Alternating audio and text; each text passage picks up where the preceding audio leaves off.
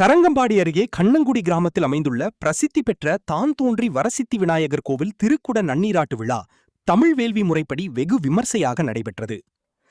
மயிலாடுதுறை மாவட்டம் தரங்கம்பாடி தாலுகா கண்ணங்குடி கிராமத்தில் அமைந்துள்ள பிரசித்தி பெற்ற தான் தோன்றி வரசித்தி விநாயகர், பத்ரகாளியம்மன், சித்தி விநாயகர், நீர்மிறை நாதர் ஆகிய கோவில்களில் திருக்குட நன்னீராட்டு விழா நடைபெற்றது.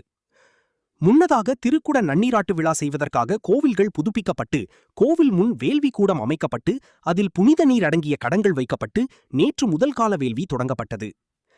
அதனைத் தொடர்ந்து இன்று இரண்டாம் கால வேள்வி நிறைவு செய்யப்பட்டு வேள்வி கூடத்திலிருந்து கடங்கள் புறப்பட்டு கோவிலை வலம் வந்து விமான கலசத்தை அடைந்தது. செந்தமிழ் ஆகம அந்தணர்கள் முதலில் உபதெய்வங்களுக்கு திருக்குட நன்னீராட்டு விழா செய்து வைத்தனர். அதனைத் தொடர்ந்து தான் தோன்றி வரசித்தி விநாயகர் கோவில் கும்ப கலசத்தில் புனித நீர் ஊற்றப்பட்டு திருக்குட நன்னீராட்டு விழா வெகு விமர்சையாக நடைபெற்றது.